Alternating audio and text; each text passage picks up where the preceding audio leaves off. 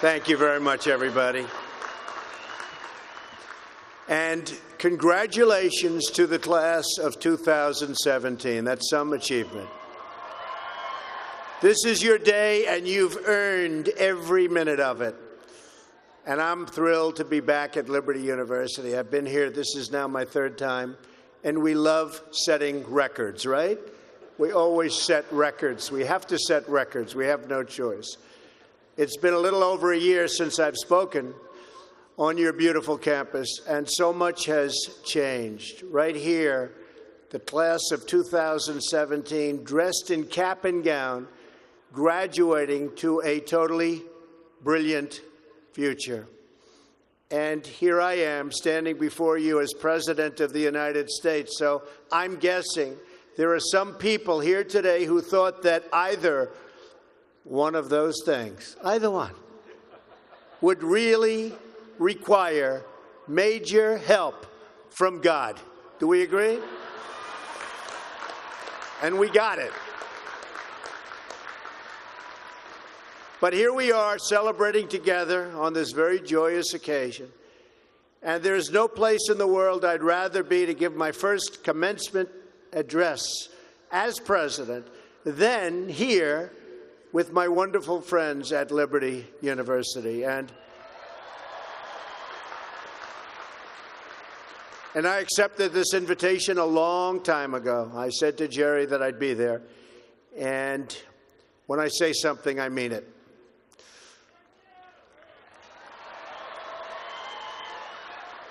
I want to thank President Jerry Falwell and his incredible wife, Becky. Stand up, Becky. For their kind words, their steadfast support, and their really wonderful friendship. Let me also extend our appreciation to the entire Falwell family. Trey, Sarah, Wesley, Laura, and Caroline, thank you for everything you do to make this university so exceptional. One of the truly great schools. Most importantly, to our new graduates, each of you should take immense pride in what you have achieved. There's another group of amazing people we want to celebrate today, and they are the ones who have made this journey possible for you. And you know who that is? Nobody. You forgot already. You're going to go out. You're going to do whatever you're going to do. Some are going to make a lot of money. Some are going to be even happier doing other things. They're your parents and your grandparents. Don't forget them. You haven't forgotten yet, have you? Never, ever forget them. They're great. And especially this weekend, let's make sure we give a really extra special thanks to the moms. Don't forget our moms, because graduates, today is your day. Today is your day. But in all of this excitement, don't forget that tomorrow is Mother's Day, right? I had a great mother. She's looking down now, but I had a great mother. I always loved Mother's Day. We're also deeply honored to be joined by some of the nearly 6,000 service members, military veterans, and military spouses who are receiving their diplomas today. Would you please stand? Please stand. Wow.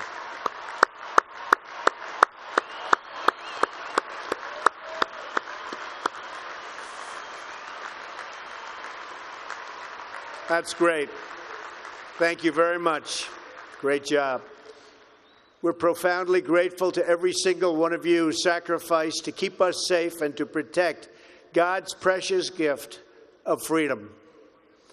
It is truly a testament to this university and to the values that you embrace that your graduating class includes so many patriots who have served our country in uniform. Thank you very much. To the class of 2017, today you end one chapter, but you are about to begin the greatest adventure of your life. Just think for a moment of how blessed you are to be here today at this great, great university, living in this amazing country, surrounded by people who you love and care about so much. Then ask yourself, with all of those blessings and all of the blessings that you've been given, what will you give back to this country and indeed to the world? What imprint will you leave in the sands of history? What will future Americans say we did in our brief time right here on earth? Did we take risks? Did we dare to defy expectations? Did we challenge accepted wisdom and take on established systems? I think I did, but we all did, and we're all doing it. Or did we just go along with convention, swim downstream so easily with the current, and just give in because it was the easy way, it was the traditional way, or it was the accepted way? Remember this: nothing worth doing ever, ever, ever came easy. Following your convictions means you must be willing to face criticism from those who lack the same courage to do what is right, and they know what is right, but they don't have the courage or the guts or the stamina to take it and to do it. It's called the road less traveled. I know that each of you will be a warrior for the truth, will be a warrior for our country and for your family. I know that each of you will do what is right, not what is the easy way, and that you will be true to yourself and your country and your beliefs. In my short time in Washington, I've seen firsthand how the system is broken. A small group of failed voices who think they know everything and understand everyone want to tell everybody else how to live and what to do and how to think. But you aren't going to let other people tell you what you believe, especially when you know that you're right.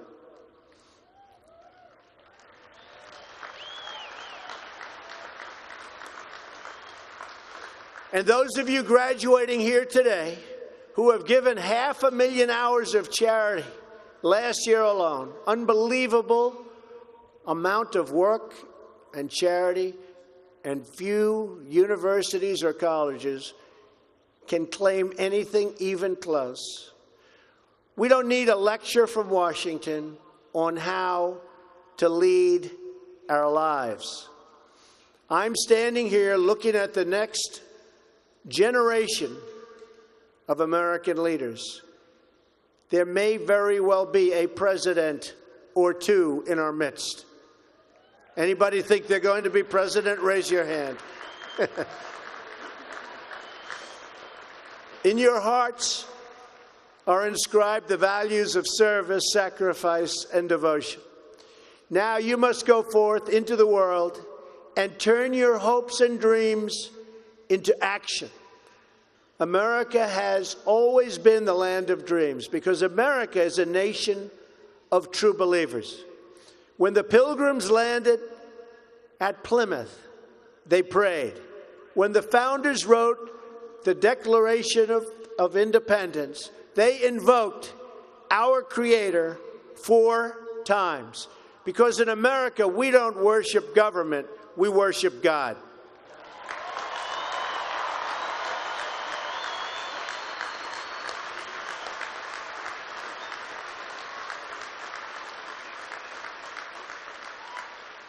That is why our elected officials put their hands on the Bible and say, "So help me God," as they take the oath of office.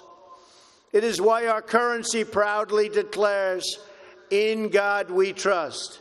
And it's why we proudly proclaim that we are one nation under God every time we say the Pledge of Allegiance.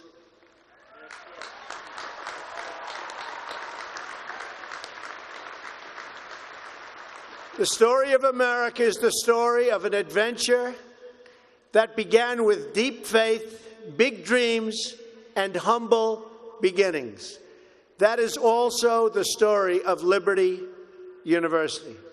When I think about the visionary founder of this great institution, Reverend Jerry Falwell, Sr., I can only imagine how excited he would be if he could see all of this and all of you today, and how proud he would be of his son and of his family. In just 2 days, we will mark the 10th anniversary of Reverend Falwell's passing. And I used to love watching him on television, hearing him preach. He was a very special man. He would be so proud, not just at what you've achieved, but of the young men and women of character that you've all become. And Jerry, I know your dad is looking down on you right now, and he is proud. He is very proud. So congratulations on a great job, Jerry. Reverend Falwell's life is a testament to the power of faith to change the world. The inspiring legacy that we see all around us in this great stadium. This is a beautiful stadium, and it is packed. I'm so happy about that. I said, how are you going to fill up a place like that? It is packed, Jerry.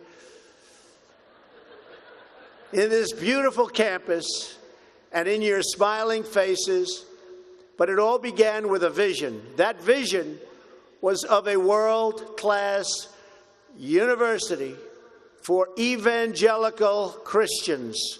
And I want to thank you because, boy, did you come out and vote, those of you that are old enough. In other words, your parents. Boy, oh boy, you voted. You voted. No doubt many people told him his vision wasn't possible. And I am sure they continued to say that so long after he started, at the beginning with just 154 students. But the fact is, no one has ever achieved anything significant without a chorus of critics standing on the sidelines explaining why it can't be done. Nothing is easier or more pathetic than being a critic, because they're people that can't get the job done. But the future belongs to the dreamers, not to the critics. The future belongs to the people who follow their heart no matter what the critics say, because they truly believe in their vision. At Liberty, your leaders knew from the very beginning that a strong athletic program would help this campus grow so that this school might transform more lives.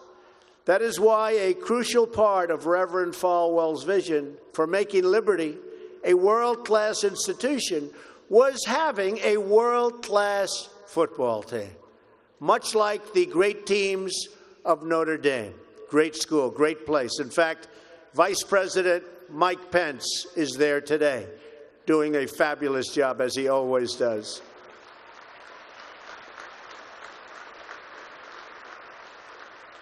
A few years ago, the New York Times even wrote a story on the great ambitions of the Liberty Flames. That story prompted a longtime president of another school to write a letter to Jerry. It's a letter that Reverend Falwell would have been very, very pleased to read. Jerry tells me that letter now hangs in the wall in the boardroom of your great university. It came from the late Father Theodore Hesburgh, who was the beloved president of the University of Notre Dame 35 years ago. Like this school's founder, he was a truly kind-hearted man of very, very deep faith. In the letter, Father Hesburgh recalled that Notre Dame's own meteoric rise from a small Midwestern school to a national football powerhouse. And then he wrote something so amazing and generous. He wrote, "I think you are on that same trajectory now, and I want to wish you all the best and encourage you from the starting and from being able to start very small and arriving in the big time. Thanks to hard work, great faith, and incredible devotion, those dreams have come true. As of February of this year, the Liberty Flames are playing in the FBS, the highest level of competition in NCAA football. Don't clap. That could be tough. Don't clap. That could be tough. I'm a little worried. I don't want to look at some of those scores here. Jerry, you sure you know what you're doing here? Those other players are big and fast and strong, but I have a feeling you're going to do very well, right? From the most humble roots, you've become a powerhouse in both education and sports. And just wait until the world hears the football teams you'll be playing on your schedule starting next season. President Falwell gave me a list of some of those schools, the ones you're going to be playing 2018. Would you like me to read the names? Just came out. Would you like to hear them? I'm a little bit concerned. UMass, Virginia, Auburn. Jerry, are you sure you know what you're doing? Jerry, Auburn. I don't know about that, James. This could be trouble, Jerry. Rutgers, Old Dominion, Brigham Young, Army. I might be at that game. Who am I supposed to root for? Tell me. I don't know. That's a tough one, Jerry. I don't know, Jerry. I'm going to have to think about that one, Jerry. Buffalo, Troy, Virginia Tech. Oh, no, Jerry. Ole Miss. And Wake Forest. Those are really top schools. That's maybe in 4 or 5 years I'll come to a game, right? You'll build it up. Well, good luck. The success of your athletic program arriving on the big stage should be a reminder to every new graduate of just what you can achieve when you start small, pursue a big vision, and never, ever quit. You never quit. If I give you one message to hold in your hearts today, it's this: never, ever give up. There'll be times in your life you'll want to quit, you'll want to go home. You'll want to go home perhaps to that wonderful mother that's sitting back there watching you and say, Mom, I can't do it. I can't do it. Just never quit. Go back home and tell Mom, Dad, I can do it. I can do it. I will do it. You're going to be successful. I've seen so many brilliant people. They gave up in life. They were totally brilliant. They were top of their class. They were the best students. They were the best of everything. They gave up. I've seen others who really didn't have that talent or that ability, and they're among the most successful people today in the world because they never quit and they never gave up. So just remember that. Never stop fighting for what you believe in and for the people who care about you. Carry yourself with dignity and pride. Demand the best from yourself and be totally unafraid to challenge entrenched interests and failed power structures. Does that sound familiar, by the way? The more people tell you it's not possible, that it can't be done, the more you should be absolutely determined to prove them wrong. Treat the word impossible as nothing more than motivation. Relish the opportunity to be an outsider. Embrace that label. Being an outsider is fine. Embrace the label, because it's the outsiders who change the world and who make a real and lasting difference. The more that a broken system tells you that you're wrong, the more certain you should be that you must keep pushing ahead. You must keep pushing forward. And always have the courage to be yourself. Most importantly, you have to do what you love. You have to do what you love. I've seen so many people, they're forced through lots of reasons, sometimes including family, to go down a path that they don't want to go down. to go down a path that leads them to something that they don't love, that they don't enjoy. You have to do what you love, or you most likely won't be very successful at it.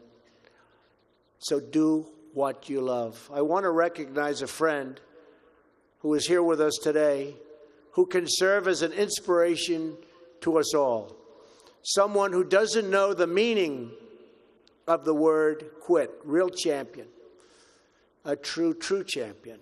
Both on the field, off the field. He's a Hall of Fame quarterback for the Buffalo Bills. Really a good friend of mine, an amazing guy. Jim Kelly. Where's Jim? He's here someplace. Where's Jim? Stand up, Jim. What a great man. Jim Kelly. He was tough.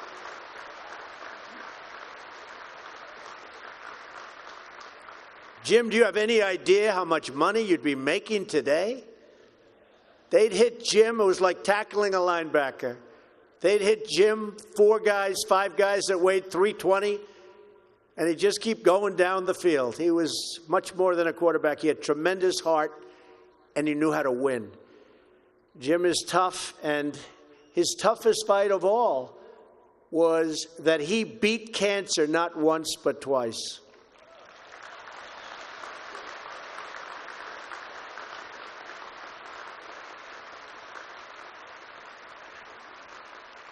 And I saw him and his incredible wife as they were in a very low moment.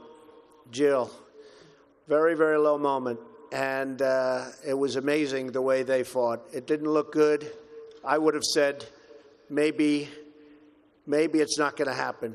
But there was always that hope because of Jim and Jim's heart.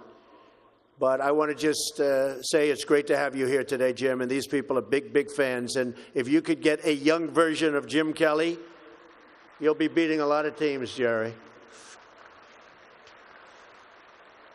So, interestingly, though, I said, I wonder what Jim's doing here.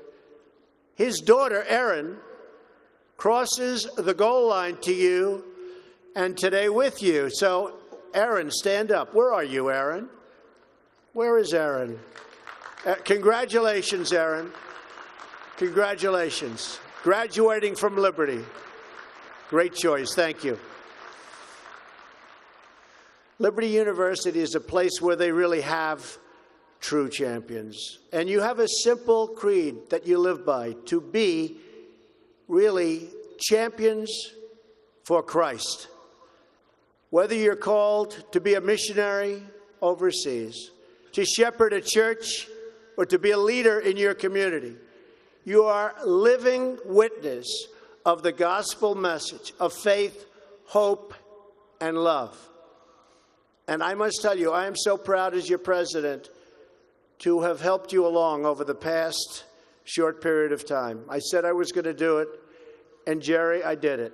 And a lot of people are very happy with what's taken place, especially last week. We did some very important signings.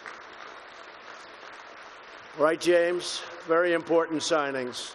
America is better when people put their faith into action. As long as I am your president, no one is ever going to stop you from practicing your faith or from preaching what's in your heart.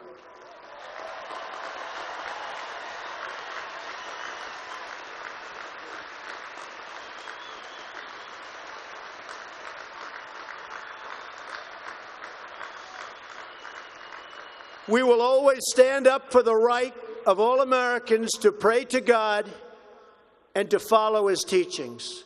America is beginning a new chapter. Today, each of you begins a new chapter as well.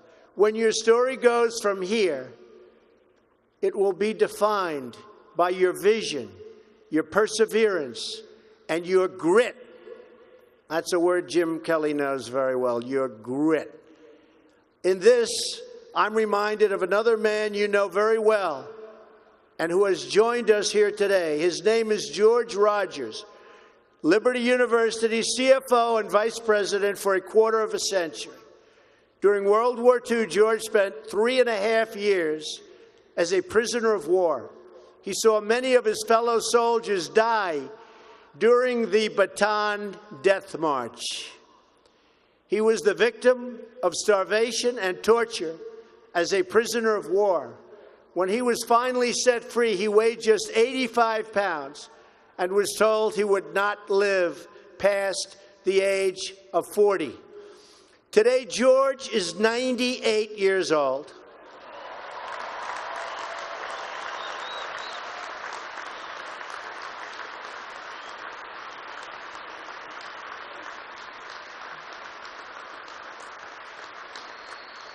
Great.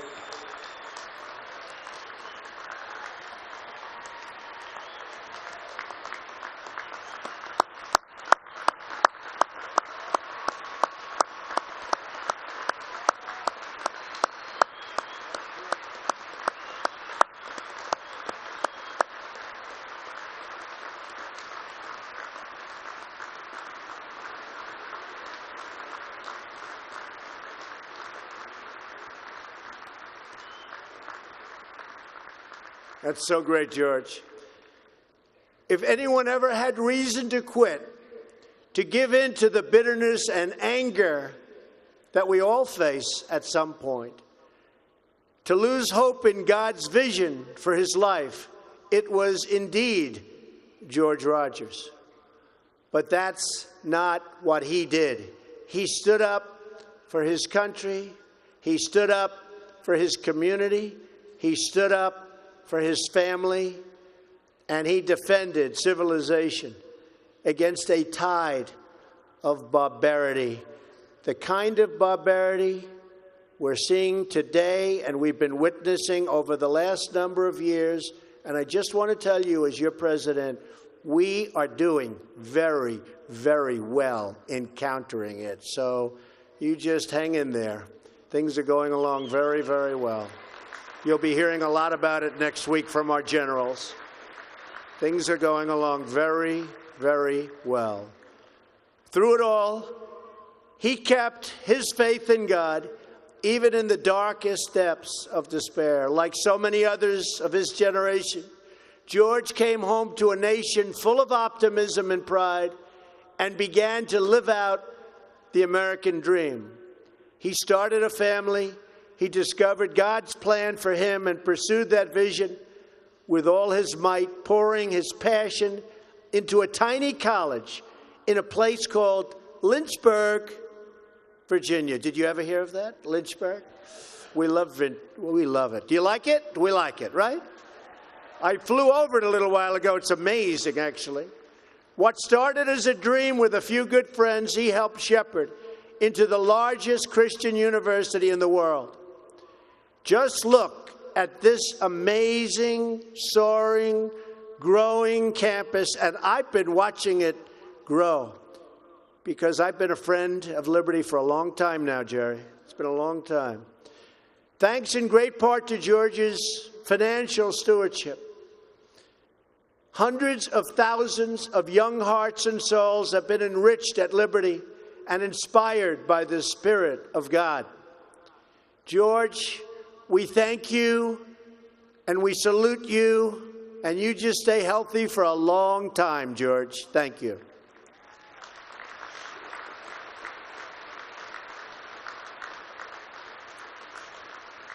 Now it falls on the shoulders of each of you here today to protect the freedom that patriots like George earned with their incredible sacrifice. Fortunately, you have been equipped with the tools from your time right here on this campus to make the right decisions and to serve God, family, and country. As you build good lives, you will also be rebuilding our nation. You'll be leaders in your communities, stewards of great institutions, and defenders of liberty. And you will be great mothers and fathers and grandmothers and grandfathers, loving friends and loving family members. You will build a future where we have the courage to chase our dreams no matter what the cynics and the doubters have to say. You will have the confidence to speak the hopes in your hearts and to express the love that stirs your souls. and you will have the faith to replace a broken establishment with a government that serves and protects the people.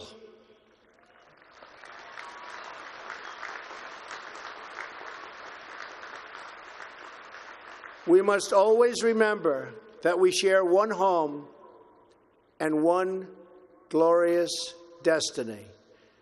Whether we are brown, black, or white, we all bleed the same red blood of patriots. We all salute the same great American flag, and we are all made by the same Almighty God. As long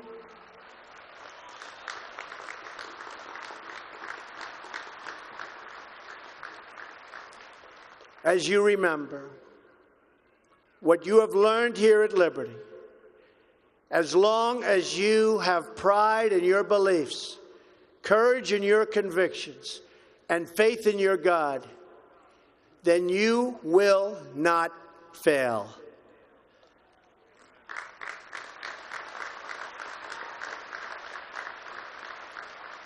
And as long as America remains true to its values, loyal to its citizens, and devoted to its Creator, then our best days are yet to come. I can promise you that.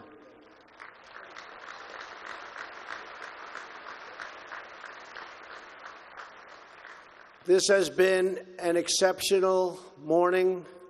It's been a great honor for me, and I want to thank you, the students. I also want to thank you, the family, for getting them there. And I want to thank and congratulate Liberty. May God bless the class of 2017. May God bless the United States of America. May God bless all of you here today. Thank you very much. Thank you.